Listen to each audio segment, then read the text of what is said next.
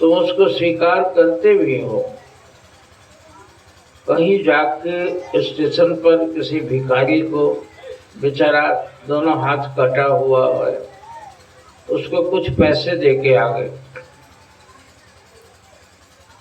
तो तुम्हारे मन में कैसा उल्लास, कैसा आनंद आता है। आके किसी से कहते भी हो कि देखे बड़ी दया लगी, बेचारे के दोनों हाथ नहीं थे, मैं उसको खिला के आ रहा हूँ। और इसके विपरीत यदि कोई गलत काम करके आ गए तो उस समय तुम्हारे अंदर में एक विषाद, एक दबाव पड़ेगा चित्त पर।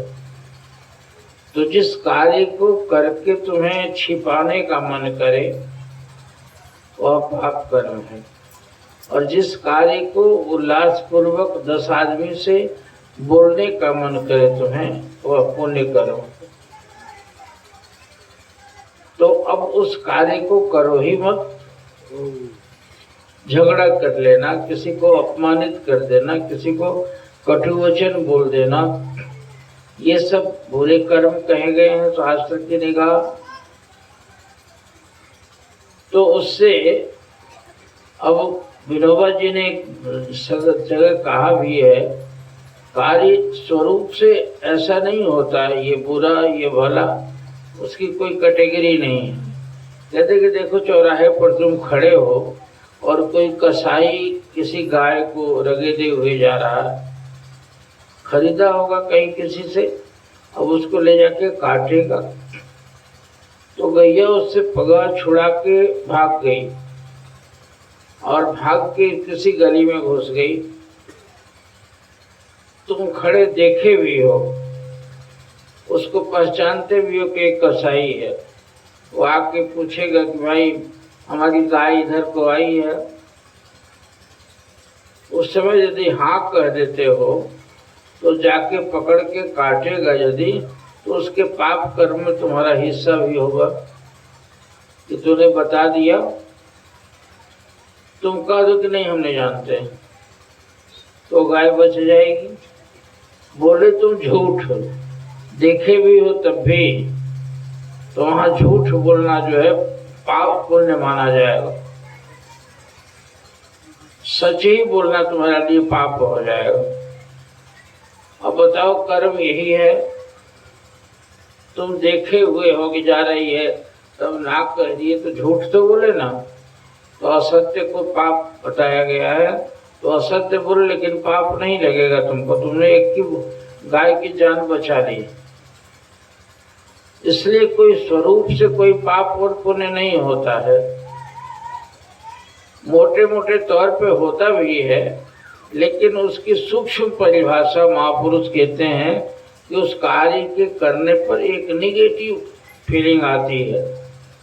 और आजकल का विज्ञान भी मानने लगा है कि नकारात्मक सोच से नाना प्रकार की बीमारियां हो रही हैं, लोग डिप्रेशन में जाते हैं, कैंसर इत्यादि भयंकर रोग पैदा होता है। और जो पॉजिटिव सेंस है, जो सकारात्मक भाव है, जो खुशी का भाव है, जो कीर्तन से मिलता है, जो यज्ञ से मिलता है, जो संत दर्शन से मिलता है, जो आश्रमों में तीर्थों में जाने से मिलता है, दिखाई नहीं पड़ता। तुम लौट के जाके किसी को पूछेगी अरे क्या हुआ सत्संग में, तो दिखाई तो नहीं पड़ेगी, निकाल के पॉकेट से दिखा दिए कि हाँ ये मिला। दिखने दिखाने की चीज तो नहीं है, वो तो तुम्हारी अंतरात्मा जानती है कि बड़ा अच्छा समय बीता। अब उसको बताओगे तो तुम नहीं मानेगा, क्या अच्छा बीता भाई, तुम सुबह से शाम तक जो गए थे वहां और अब बीता के आ रहे हो 10 बजे रात में, लेकिन मिला तुम्हें। जो वहां जाके एक आनंद का, उल्लास का बोध हुआ, वही पुण्य है। और उस पुण्य से नाना प्रकार की बीमारियां खत्म हो जाती हैं, नाना प्रकार की बाधाएं दूर हो जाती हैं। तुम्हारे कर्म संस्कार में एक हेर फेर होके और उसमें एक सुलझन पैदा हो जाती है। उसको या कोई बुरे संस्कार, बुरे दिन आने वाले होते हैं तो उनको झेलने के लिए एक पावर मिल जाता है, आत्मबल जिसको कहते हैं, वो वैसा मिल जाते हैं। तो ये पुण्य है और ये पाप है। हम ऐसे जगह पर आए हैं, आते हैं, ये जगी हुई जगह है, इसका नाम ही आप लोगों ने देवनगढ़ रखा है, जहाँ देवताओं का गढ़ है, किला है, जहाँ देवता बसते हैं। और अब और उजागर करके इस धरती का भाग्य ऐसा था, देखो कितना रमणीक बन गया ये। आने वाले देखने वाले कहते हैं कि क्या चमन खिल गया। यहाँ के लोगों को भी पता चलता होगा कि पता नहीं ये कैसा बना दिया गया। तो ये आपने बनाया, मैंने तो एक ईंटा भी नहीं ढोया है, सारे ही लोग मिलकर ढोते रहे वो ईंटे। और सब लोग कैसे कैसे यहाँ आके सेवा करते रहे है। ये बैठे हुए भुवनेश्वर जी, वो बैठे हैं, वो पंडित जी, जो भगत जितने हैं, सब लोगों ने मिलके किया है और मिलने से एक ऐसा बन गया। ठीक वो शहद और मधु की जो मिसाल दी जाती है कि मधु जो एक कटोरी है, उस मधु में 1000 कम से कम फूलों का पराग है उसमें, और तब वो मधु जैसा बेशकीमत चीज मिलता है। और उसकी कितनी उपयोगिता बताई गई है, दिव्य पदार्थ है वो, नाना प्रकार के औषधीय गुण है उसमें, वो पूजा के काम में आता है वो मधु। और बना कैसे है, उस मधुमक्खी के कुशलता है ये कि जहाँ जाके उस फूल पर, उससे उस फूल पर, उससे उस फूल पर जगह जगह बैठता है और उसको निचोड़ता नहीं है, उसका कुछ बिगाड़ता नहीं है। वो ऐसे ही अपने चोंच से थोड़ा पराग लेके और आके बैठ के छाता पर जमा करके इधर से उधर से उधर से उधर से और उसको शहद तैयार करता। उसी प्रकार ये आश्रम जो है शहद है ये। और महापुरुषों ने लोगों के दिलों पे अपने प्रेम का जादू चला के, अपने उपदेश से, अपने प्रेम से, अपने निश्चल व्यक्तित्व से उसको प्रभावित करते हैं और उसका कुछ बिगाड़ के नहीं लेते। ऐसा नहीं कि उसका खेत बेचवा के हम लगवा देते हैं, ऐसा नहीं कि कोई कुछ बड़ा भारी एक दौलत लाके दे देता हो। उसका शुद्ध अंश जो कमाई का है, जो मर्जी है जेब से आया आप रखते गए, और कुछ इन्होंने रखा, कुछ उसने रखा, कुछ उसने रखा, कुछ इसने रखा। जिसको शरीर है वो शरीर से किया किसी ने, और ये सब मिला के एक मधु तैयार हो गया, शहद तैयार हो गया, और आप बैठ के आनंदित होंगे। आने वाली पीढ़ियां, आपके बाल बच्चे, तमाम दूसरे लोग अब इसमें आके आनंद उठाएंगे, आनंदित करेंगे। ऐसे घरों को इस तरह से जो अपनी गलत फहमी से एक रिश्तेदारी का घर बना लेते हैं, भगत भी बहुत सारे रूठने लगते हैं। ये ऐसा नहीं जगह है वो, यह किसी का नहीं है और सबका है। ये भगवान का घर है, ये आपके दिमाग के परिष्कार करने के लिए बनवाया गया है। भूल कर भी, मरते दम भी इधर से जुड़े रहोगे यदि, तो फिर बनना ही बनना है। ये गुरु भगवान जैसे महापुरुष का कहा हुआ है कि गुरु घर को जो अपना घर समझता है, और भी कहा उन्होंने कि इसको अपना बना के ऐसा करता है, वह मोक्ष और मुक्ति का अधिकारी सहज रूप में हो जाता है। उसको कुछ प्रैक्टिस करके कोई योग और कोई शीर्षासन करना नहीं सिखाया जाता, सिर्फ इससे जुड़े रहना। वहां तो इतना कहा कि परिस्थितियां आएंगी तुम्हें, कभी अपमान भी मिल सकता है, कभी मान भी मिल सकता है, कभी दुख भी हो सकता है। ससुराल तो है नहीं है, और उसमें भी तप मान के, खुशी मान के, और उसको स्वीकार करो। वह तुम्हारे हृदय को देवता बना देगा। और भरसक अपमान देने का तो कोई कारण ही नहीं उठता है। हमारे आपसे कोई स्वार्थ का संबंध तो है नहीं। ये परमार्थ के नाते आप सब लोग यहाँ जुटे हुए हो। फिर रूठना और मानना तो ससुराल में होता है और दूसरे कामों में होता है, यहाँ तो कोई मतलब ही नहीं है। और भैया तो राम राम। तो इस तरीके से इस संबंध को जीवन भर बनाए रखना चाहिए और मन को इस तरह कमजोर नहीं करना चाहिए कि तैयार हैं हम कि मेरे को अपमान से अपमान मिलेगा तब भी कहते हैं कि फेंक दो आंखें निकाल के दो, जो दूसर और उठाओ निगाहें, लाख मिले तो इससे बढ़ के पर इसी को चाहें और इसी को सराहें। प्राण रहे जब लो मन में तन में, हम प्रीति की रीत सदा ही निभाएं। हम इस प्रेम की रीति को सदा ही निभाते रहेंगे। कितना बढ़िया स्कूल है, कितने अच्छे अच्छे भजन गाए गए हैं। सारे भजन ही अच्छे होते हैं। कीर्तन हो रहा है भगवान का, अरे ऐसी जगह से वाला, ये तो धरती का स्वर्ग है ये, और स्वर्ग कहीं दूसरी जगह नहीं है। इसलिए इससे रिश्ता बनाए रखना। आए झाड़ू दे दिया, किसी ने उधर से लेके वो बिलवा ले आके लगा दी, तो ये तो आपने पुण्य का पौधा लगा दिया है जो पूरे आने वाली पीढ़ी तक से भी इसका लाभ उठाएगी। इस देवता के घर का, इसको आपको हक होना चाहिए, ये हमारा है और हम इसके हैं, ऐसा दावा हर किसी का होना चाहिए। सबको ये महसूस के मान के चलना चाहिए। आपका जीवन सत्संग में बीतता है, आपने सत्संग का संस्कार लिया हुआ है, इसलिए किसी भी गलत काम के करते वक्त आपको नाज होना चाहिए। एक उसमें रोकने वाला चित्त में होना चाहिए, हम सत्संगी हैं, ये हम सत्संगी हैं, ये हम उस संस्था के बच्चे हैं।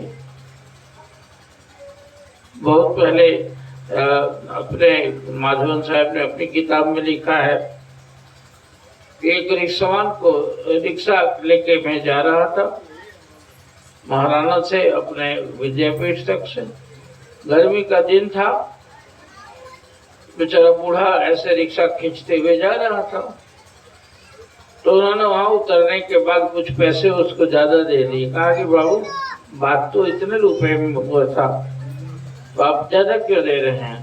कहे कि दे रहा हूँ, तुम चाय पी लेना। थक गए हो? आगे क्या कहा आपने? चाय पी लेना, मैं सत्संगी हूँ, मैं चाय पीता हूँ बोला। तो बेचारे फिलोसफर आदमी थे, कहने कि अब कहता कि वो जाति का मुसहर था। तो बड़ा चाव से कहा कि मैं सत्संगी हूँ, मैं भला चाय पीता हूँ। कह रही सत्संगी चाय नहीं पीता है? कहाँ किसका सत्संगी है? मैं ही बाबा का चेला हूँ। बड़े चाव से कहा मैं ही बाबा का चेला हूँ, मैं भला चाय पीता हूँ। तो हंसने लगे। उन्होंने लिखा है उस किताब में कि ये संतों ने का क्या जादू है ये, कि एक अदना सा मजदूर है वो, जो मजदूरी करके किसी तरह पालता है, शरीर पर वस्त्र नहीं है, लेकिन नाज है कि मैं भी बाबा का चेला हूँ, भला मैं सत्संग करता हूँ, मैं चाय पीता हूँ। क्या बोल रहे हैं? भाग ये है सत्संग नाज से भरा हुआ है कि मैं भला सत्संगी में गलत काम करूंगा। तो ये हर किसी को ऐसे नाज होना चाहिए, मैं सत्संगी हूँ, मुझे दीक्षा लिए हुए 30 वर्ष हो गए, अब क्या बात करते हैं आप? मैं भला ये काम करूंगा, मैं सत्संग में जाता हूँ। ये आपका एक परिचय बन जाना चाहिए, आपके मन पर इसका नाज रहना चाहिए हरदम।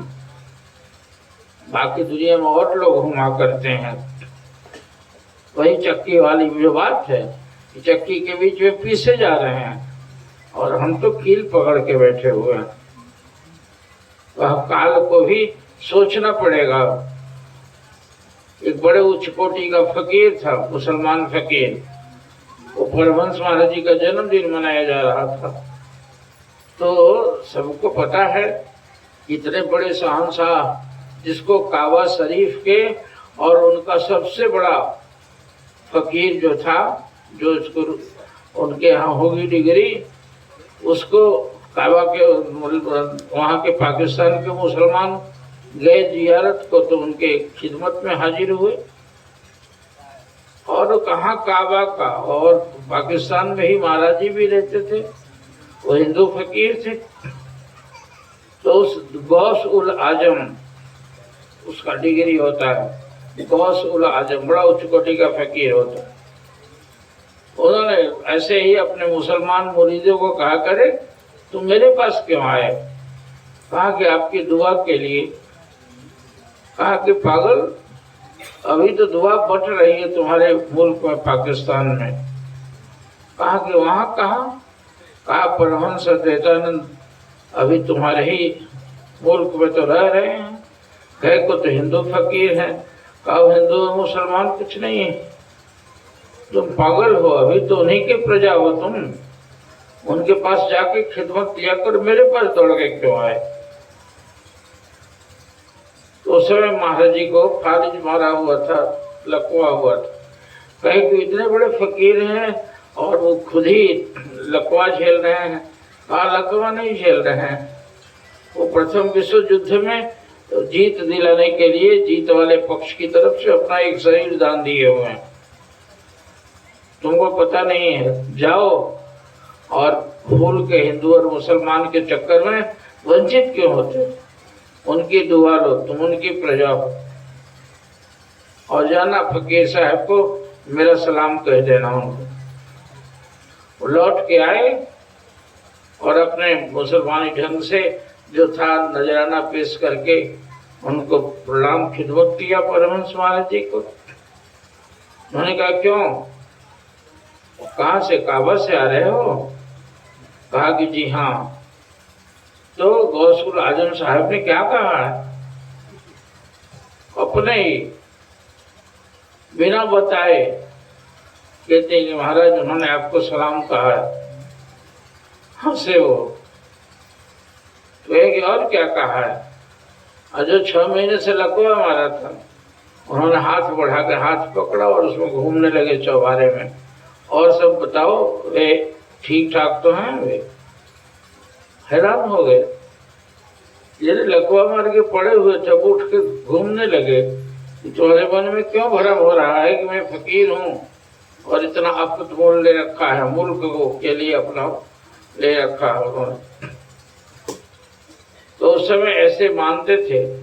और गौसुल आजम ने यहाँ तक कहा हो कि अभी पूरे भारतवर्ष की धरती पर उनकी बराबरी का कोई महापुरुष फकीर नहीं है। पूरे धरती के अभी साहिब विलायत हैं वो मुसलमानों की भाषा में साहिब विलायत कहा जाता है। अभी एकमात्र साहिब विलायत हैं, उनकी खिदमत करो, सारे मुसलमानों को कह दो, ये भ्रम में पड़ के उनसे वंचित नहीं हो, दुआ लो जाके उनकी। और वो आए और तब से सारे मुसलमान भी आने लगे उनके पास, महाराज को मानने लगे। तो उनका जन्मदिन मनाया जा रहा था दिल्ली में। कोई उनका बहुत बड़ा पीर आया था, उसमें बुलाया था स्वामी सासुद्दीन जी ने उनके जन्मदिन पर किसी मुसलमान फकीर को। उसने नाज के साथ कहा कि यदि खुदा के दूत मुझे मिलेंगे तो उनको कह दूंगा कि परमहंस रामयाद के मुरीदों को, उनके शिष्यों को हाथ मत लगाना, नहीं तो खतरे में पड़ जाओगे। बड़े जोश में आके कहा कि परमहंस अद्वैतानंद के शिष्यों को हाथ मत लगाना, भला मुसीबत में पड़ जाओगे तुम, इतने बड़े फकीर का वो चेला है वो। हम सब उन्हीं के चेले हैं। महाराज ने यहाँ तक कहा है कि मेरे शिष्य बाबा स्वरूपानंद जी के शिष्यों से भी उनकी पीढ़ी में जो दीक्षा लेगा उसको भी मेरी दुआ मिलेगी, मुझे बरकत मिलेगी और उनको भी मैं संभालूंगा। ये दावा है उनका, ये आशीर्वाद दे चुके हैं। तो ये नाज होना चाहिए कुछ मत करो तुम, कितना आंख मूंद लोगे यार, कितना क्या कर पाओगे। केवल इतना ही, केवल शान से भरे रहो। उस बेचारा जो क्या था, कादर कहते हैं इसकी तरफ में, वो जो होते हैं मुसहर बेचारा छोटा होता है ऐसे, तो और वो नाज के साथ कहता है कि मैं चाय पीऊंगा, रखिए पैसा अपना, मैं सत्संगी हूँ और मैं ही बाबा का चेला हूँ। वह नाज ही भक्ति है। और भक्ति टिक्का लगाना नहीं है, और भक्ति और कुछ करना नहीं है। भक्ति वह नाज से भरा हुआ है मेरा दिल।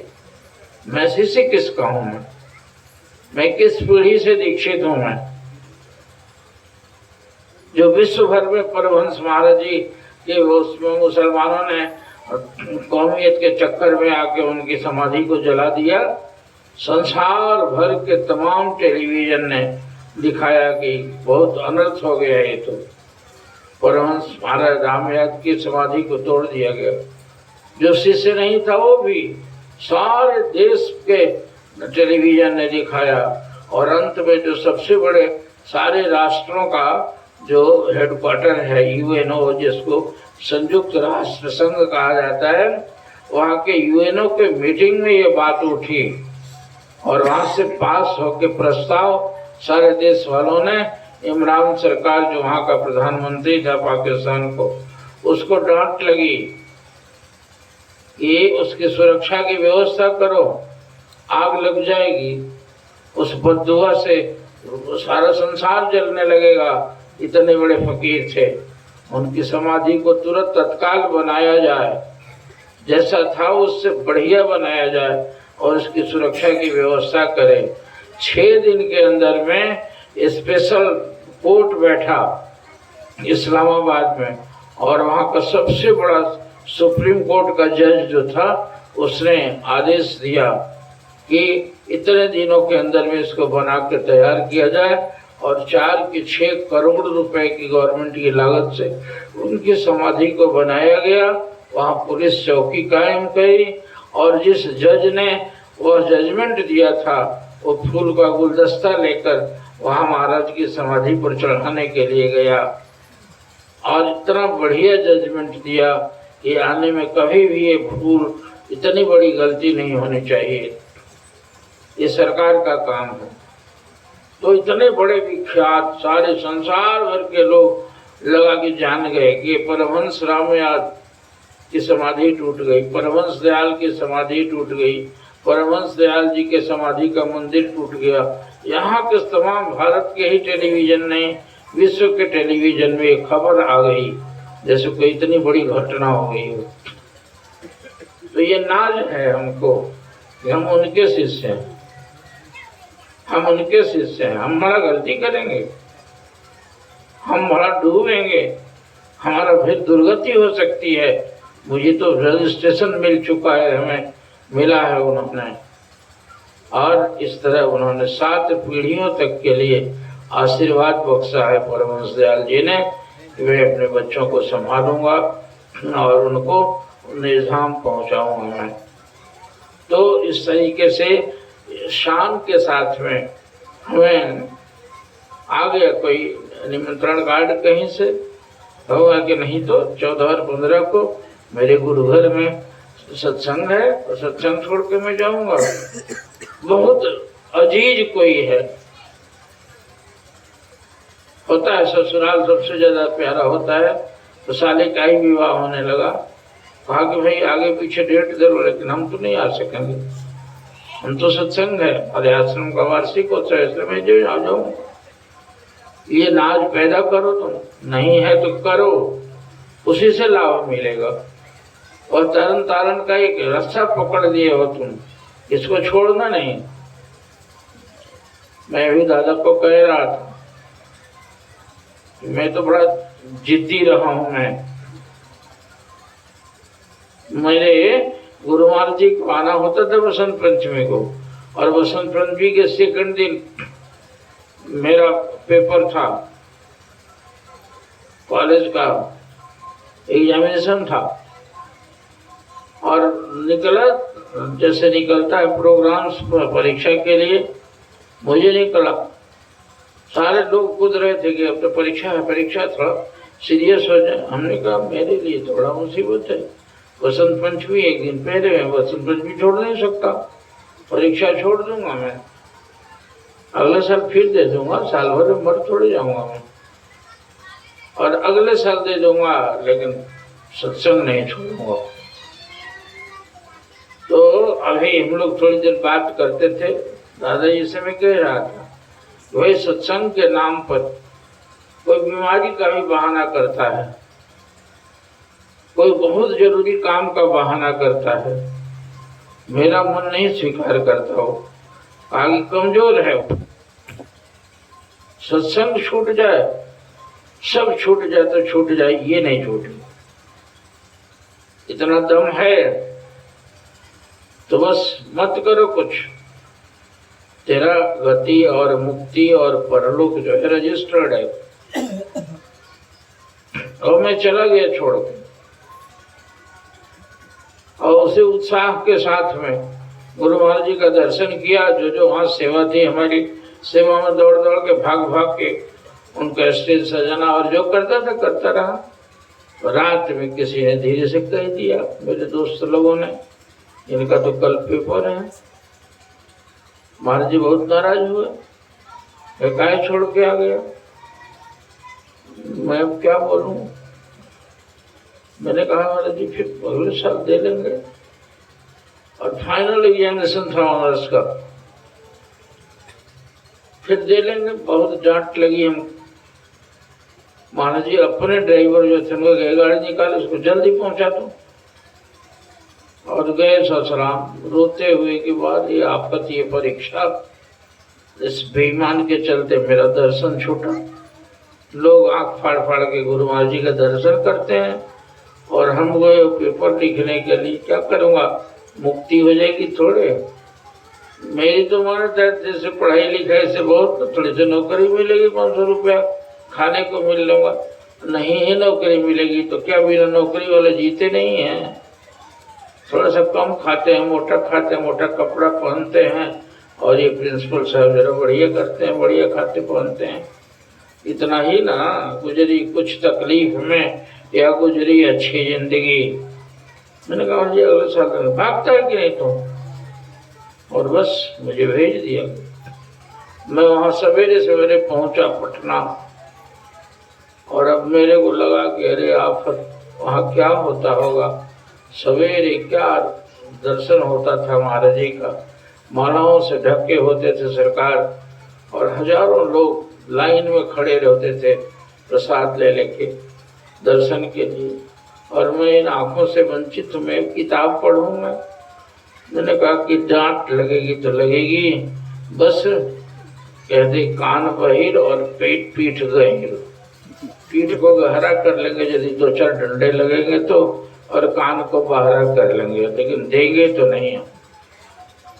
और फिर भाग के जाएंगे हम। चुपचाप ताक के सो गए। अब दिमाग में वहाँ का दृश्य नाच रहा था। लड़के सब आप कहें महात्मा जी तो एग्जाम देने चलिए। हमने कहा कि आज जाओ तुम लोग, तो हमने देंगे। अरे पेपर छोड़िएगा, अरे कुछ तो लिख दीजिए आप। कहने कुछ क्या लिख दें, अभी हम तैयार नहीं, हमने कहा नहीं लिख। और सब चले गए और हम सोए रहे। हमने कहा टाइम खत्म हो जाता है, शाम को टिकट कटाऊंगा फिर चला जाऊंगा, सत्संग छोड़ूंगा। और उसके बाद में आधा घंटा के बाद लड़के भाग के आए कि महात्मा जी 21 दिन एग्जामिनेशन बढ़ा दिया गया है। हमने कहा बढ़ा दिया गया, कारण? कहा कि कुछ नहीं लिखा हुआ है, किसी अप्रत्याशित कारण की वजह से ये इस परीक्षा को 21 दिन एक्सटेंड किया जाता है। ये ऐसा लिखा हुआ है नोटिस बोर्ड पर, और तो कुछ लिखा नहीं है। मैंने कहा कि शायद मेरे ही लिए हुआ होगा। मैं टिकट कटाया और भाग के गया। शाम तक गुरु महाराज जी के पास गया। महाराज हंसने लगे, कहे क्यों दे दिया एग्जाम? महाराज जी पेपर बढ़ा दिया गया 21 दिन तक। तो उन्होंने ही बढ़वाया था।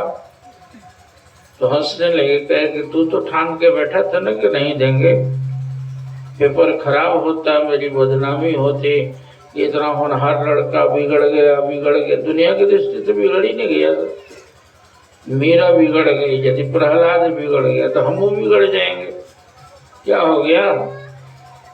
एक ठो तो बना रहेगा ना कम से कम। उनको प्रेम करते हैं ये, कहते धूत कहो, रजपूत कहो, जुल्हा कहो, कोई है। गोस्वामी जी को गाली पड़ती होगी, आज ना रामचरितमानस पढ़ते हैं हम, समय के लोग ऐसे ही होते गए हैं सबको। हाजिर में हुज्जत और गायब में तलाश, धूत कहो, अवधूत कहो, रजपूत कहो, जुल्हा कहो, को अरे काबू के बेटी से बेटा न ब्याह, काबू के जात बिगाड़ न सो, तुलसी सरनाम गुलाम है राम को, जाके रुचे सो कहो कछुओ। कह दो मैं ब्राह्मण नहीं हूं, मैं बस रजपूत कहो, जुल्हा कहो, को किसी के बेटी से बेटा भी आने जा रहा हूँ, जात बिगड़ जाएगी। तुलसी सरनाम गुलाम है राम को, तुलसी राम का सरनाम गुलाम है। जान जा दुनिया के लोग कि मैं उनका गुलाम हूँ, जाके मन में आओ जो से कहो तो, जो कहना है तो। और उसको कितना कहा जाता होगा मीरा को कहे रंकिनी कुलंकिनी कुमारी है, अरे मीरा तो सांवरे की सूरत पे बारी है, मीरा तो उस सांवरे की सूरत पर वाली है। रंकिनी कुलंकिनी बताओ, अभी राजघराने की छत्राणी, मेवाड़ के राज की राजवधू, और घुंघरू बांध मीरा नाची रे, घुंघरू बांध के नाचने लग गई। तो लाज किया उसने, लाज किया हुआ था तो आज मीरा को नहीं गीत गाते ना। सारे नारी वर्ग के लिए आदर्श है, सभी प्रणाम करते हैं। इसलिए अपने प्रेम को मजबूत बनाओ, इस तरह मजबूत बनाओ कि बस जाके रुचे सो कहे कछुओ, तुलसी सरनाम गुलाम है राम को।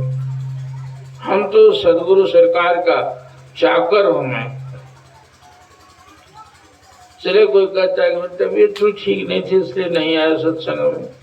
अरे यार क्या तबीयत, वो गाड़ी रिजर्व कर ले तो उस पर लदा जाते, रजाई में लिपट करके, और तब भी आके वहां लगा देते ठेला पर और वहीं से सत्संग सुनते रहे। लेकिन घर में क्यों पड़े रहे? घर में कोई अमृत का घूंट मिलता है क्या? जो यहाँ मिलता है बीमारियां यहाँ भी रह जाएगी और वहां जाने से भी रह जाएगी। हमने तो ये देखा है, पटने में रहते थे हम दोनों, दादाजी, इनको बुखार लग गया था, मलेरिया कितने दिनों से। अभी बेचारे कमजोर थे, उस समय बड़ी खाना छुड़ा देता था और रजाई के अंदर ऐसे ताक रहे थे। गुरु पूर्णिमा थी, गुरु पूर्णिमा को सारे साथियों को, मित्रों को, प्रोफेसरों को बुलाए थे गुरु पूर्णिमा मनाने के लिए। उधर लोग आ रहे हैं तो उनसे बात भी करें, उनको चाहो पिलावें, मंदिर भी सजाना है, ये भी करना है। अकेले दौड़ दौड़ के परेशान, और ये बेचारे टुकुर टुकुर ताके हूँ। मैंने कहा महाराज बुखार को कह दीजिए शैतान को कि कल के बाद आएगा, अभी रखिए थोड़ी देर से, ताक रहे हैं। गुरु पूर्णिमा फिर साल भर के बाद न आएगी। अरे हाँ, इस जोश में भरे और रजाई वजाई फेंक के तैयार होकर उछलने लगे, मारूंगा साले को, अभी भगाऊंगा। बोलिए क्या करना? हमने कहा जाइए इंजीनियरिंग कॉलेज से जाके फूल का माला ले आइए। कही हाँ ठीक है, जाता हूँ, लेकिन 7 दिन हो गया, कुछ खिलाइए तो हमको बुखार है। हमने कहा लीजिए भात खाइए।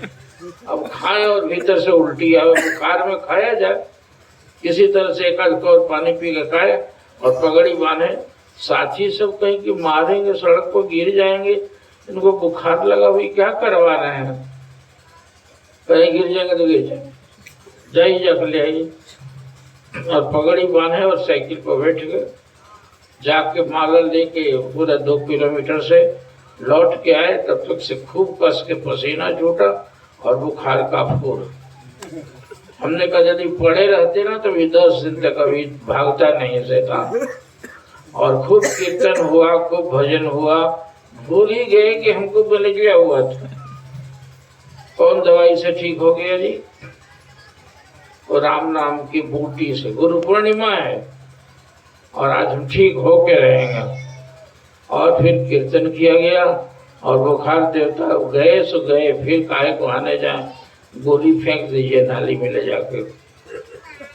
तो ये होता है, आदमी कमजोर होता है मन से। सत्संग के नाम पर बहुतों को निमंत्रण दिया होगा और कोई भगत निष्ठा, कमजोर निष्ठा वाले ना हो। कोई जाके चंडीगढ़ बैठे हैं, बेटी क्या कोई शादी थी क्या, बैठे हुए हैं? आ नहीं सकते थे। यहाँ मेरे गुरुघर में सत्संग है 14-15 को, साल भर के बाद तो वार्षिक उत्सव लिखा हुआ है। सत्संग हो रहा है, संत आएंगे, दर्शन करेंगे, हम कीर्तन करेंगे। हम क्या कर रहे हैं बेटी घर में बैठ के 1 महीने से? 14-15 नहीं याद है, लेकिन इसके लिए तो चलेगा काम, क्या होगा। महाराज जी यही कहते थे कि एक ही समय में गुरु घर का निमंत्रण चला गया हो और 2 ससुराल के साला का निमंत्रण आ गया हो एक ही दिन के लिए। कहें कि भाई वहाँ तो रिश्ता बिगड़ जाएगा ना, तो बड़ा मुश्किल काम है। गुरु जी के यहाँ बाद में चलेंगे तो माफी कर देंगे, दयालु हैं वो। और जरूर उधर ही जाओगे, यहाँ नहीं आओगे तुम। लेकिन यदि कोई मुसीबत पड़ेगी बाबू, कोई बीमारी पड़ गई, कोई मुकदमे का नोटिस आ गया, तब हे साला भगवान हमारी बीमारी दूर कर दीजिए ना। उस समय गुरु महाराज जी याद आएंगे। महाराज क्या करें, बड़ा कष्ट है, आ गया है, वारंट आ गया, जरा से कृपा कर दीजिए। तो हमको तो याद है बेटा, हमारे निमंत्रण को किनारे रख दिए थे और साला के निमंत्रण पर गए थे, तो कहो हे साला भगवान हमको माफ कर दीजिए। आशीर्वाद लेने के लिए हम हैं और उसके यहाँ जाने के लिए सत्संग किनारे और शादी पहले। कह दो साले को तो पंडित से देख लो, अच्छा कोई दिन हो तो 4 दिन आगे बढ़वा लो, उस दिन हम नहीं जा सकते हैं। मैं जाऊंगा गुरुद्वारे में, हमारे सत्संग में है दम। 28 साल के हम उपदेशी हैं, इतने पुराने गुरुमुख हैं और दम इतना ही, इतने कमजोर हो। अरे साला को कहो ना, तो नहीं तो भाई तो मुझे यदि बुलाना है तो डेट बढ़वाना पड़ेगा, हम उस दिन तो आ ही नहीं सकते हैं। ऐसा कर सको तो करो, इतने मजबूत हो जाओ तुम और चल जाएगा अपने आप ही। कोई मुसीबत पड़ जाएगी, कोई ऐसा हो जाएगा कि टल जा सकता है, यदि मजबूत हो तुम तब ऐसा हो जाता है। मैं वहाँ गया था, वहाँ पर क्या नाम, और पहाड़ में, हिमालय में कोई जगह है जहाँ जाते हैं लोग उतारने के लिए। वहाँ कौन सी जगह होती है वो नहीं हो शिमला, क्या मनाली वहाँ गए थे। तो हमको पता चला अभी गुरुओं के दरबार के जो दोनों पति पत्नी सन्यासी हो गए हैं अभी नंगली साहब में, वहाँ के सेक्रेटरी हैं वो। तो उनकी बेटी थी, शादी हो गई तो अपने पूरे मकान को उन्होंने आश्रम को दे दिया और उसमें परमहंस महाराज जी का मंदिर बना दिया, परमहंस मंदिर करके। और जिस दिन उद्घाटन था उस दिन बहुत सारे संतों को बुलाया था उन्होंने। तो संत उसमें कहाँ अटते, तो बगल के धर्मशाला वाले से पूछने के लिए गए। एक सरदार था कि ये सरदार जी आप उस दिन के लिए दे दीजिए, हमको बुकिंग कर दीजिए, हमारे यहाँ संत आ रहे हैं और उसमें ठहरेंगे। तो उसने कहा कि भाई उसी दिन दिल्ली के एक पार्टी की शादी है और मैं एडवांस ले चुका हूँ। कहे कि देखिए और वो दूर था, शहर से बाहर था। कहे कि अब हम कुछ शहर में तो मिल भी जाएगा, लेकिन वो दे देते तो ठीक था। देख कैसे थे हम, वो बेचारे जाके घर में आराम से सो गए। थोड़ी चिंता हुई कि इतने संत आ रहे हैं, 50 कहाँ ठहराएंगे हम। तो रात में सो गए। सवेरे सवेरे वो जो सरदार भागा हुआ आया, तो उसने आके कहा कि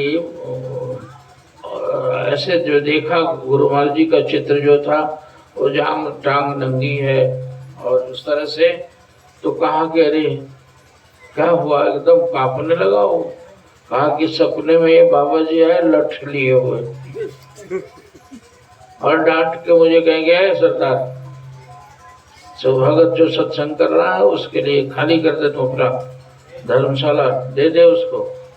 कहा कि महाराज जी से सब दिल्ली के एक पार्टी को हम बुक कर चुके हैं, एडवांस ले चुके हैं। कहा कि उसकी शादी टल जाएगी, उसकी शादी टल जाएगी, दे दे इसको।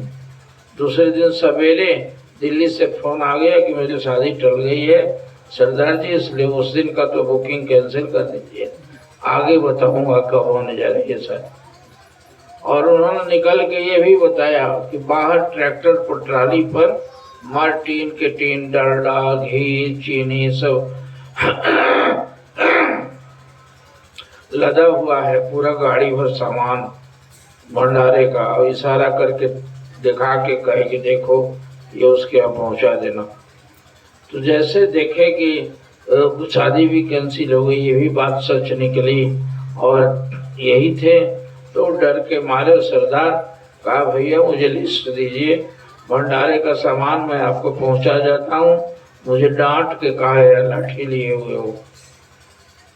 और उन्होंने ऐसे दिया, लिस्ट दिया और जितना भंडारे का सामान लगा, घी तेल जितना भी, वो सब ले आके पहुंचा भी गया और सब दिन के लिए भगत हो गया। हम लोग भी गए तो उसी के धर्मशाले में ठहरे से वो भगत ही बन गया।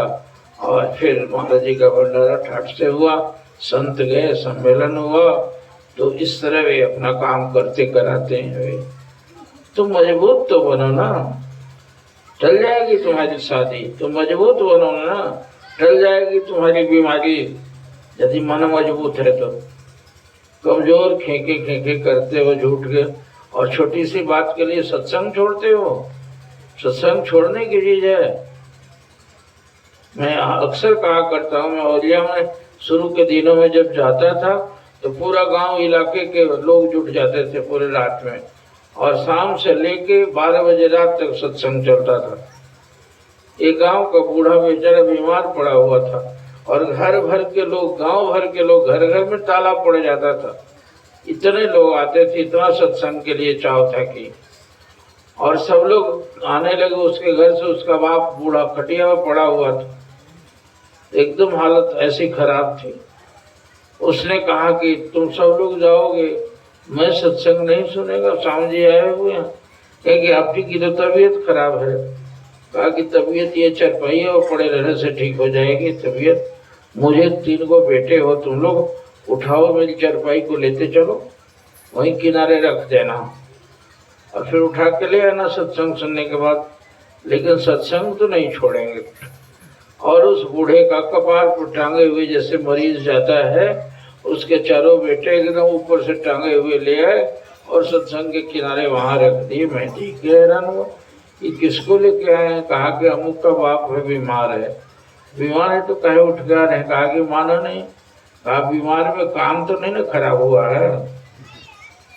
बुखार में भी तो सुना जा सकता है ना, इसलिए बुखार लगा है, बीमार है, कान से सुनते रहेंगे, लेटे रहने दो। मुझे बड़ा अच्छा लगा।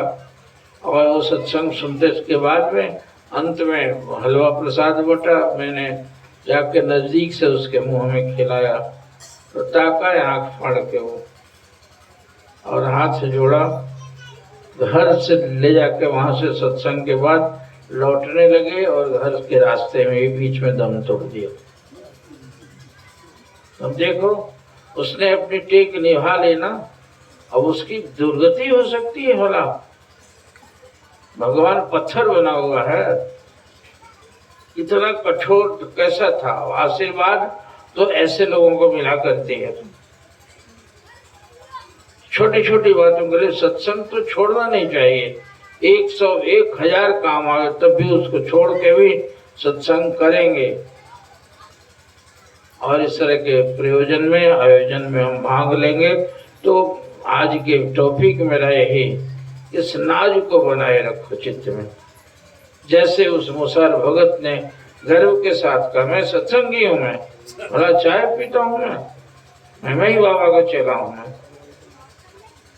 तो हम भी परमहंस महाराज के चेले हैं, साहेब विलायत, जिनको उस समय की अंग्रेज सरकार ने उनको क्या चीज की उपाधि दी थी, उन्होंने अंग्रेज सरकार ने उनके सिद्धि पर, चमत्कारी सिद्धि पर, उनके रूहानियत की ऊंचाई पर ऐसे करके। तो इस नाज से बने रहे हम, और बस आगे वाला मेहरबान है। दुनिया के काम तो मेरे ऐसे ही चले गए, उनकी रहमत से चले गए, हमारे तुम्हारे चलाने से चलता है। ये सहाय है ऊपर में, कुछ भी नहीं बिगड़ेगा। इस दवा के साथ में अपने रिश्ते को मजबूत करो, अपने शान को बनाए रखो, और इस गर्व से भरे रहो, जैसे हम गर्व से भरे हैं कि हम परमहंस दयाल के बच्चे हैं। ये तो यही गर्व जो है हमें तारेगा, उबारेगा।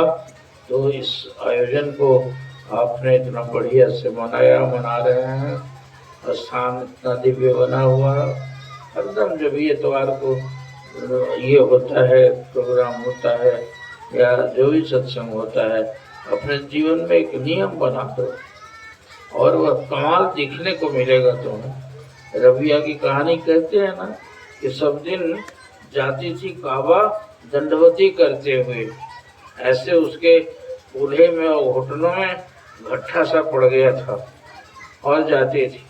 एक बार बीमार पड़ गई वो, और घर में जिस दिन वहाँ काबा में जैसे दर्शन होता है, और वहीं पड़ी मन में आंसू से भर के कह दिया कि या खुदा, मैं जब शरीर में ताकत थी तो मैं पहलू के बल दंडवत करते हुए दर्शन करती थी, मेरी ताकत खत्म हो गई, तुम्हारे लिए न ताकत खत्म है, तो क्या दर्शन नहीं होगा इस बुढ़िया को? आंख मूंद के घी बन के रो दी, और कुछ देर के लिए काबा पूरा वहाँ गायब हो गया। हल्ला मच गया कि क्या हुआ। तो किसी फकीर ने कहा कि शांत रहो, इंतजार करो, काबा एक बुढ़िया को दर्शन देने गया हुआ। अरे काबा ही उठ के चला गया। तब लोग कहेंगे जब जहाँ जिसके दर्शन देने के लिए काबा चला गया तो कितनी महान है, हम चले उसका दर्शन करें।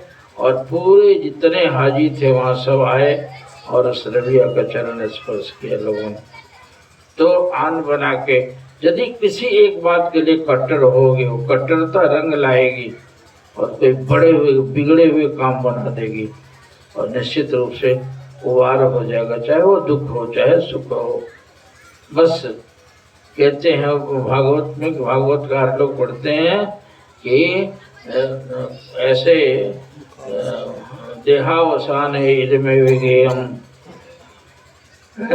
और दादा जब जन्म के वक्त हो तभी यही गाओ, मृत्यु का वक्त हो तभी यही, दुखावसाने इदमेव जाप्यम, सुखावसाने इदमेव ध्येयम, और देहावसाने इदमेव जाप्यम गोविंद दामोदर माधवेति। जन्म के समय में भी, मृत्यु के समय में भी, दुख आवे तब भी और सुख आवे तब भी। बस सदगुरुदेव भगवान की जय। और बाकी अब कल हरिओम तत्सत बोले दयालु सदगुरु भगवान की जय।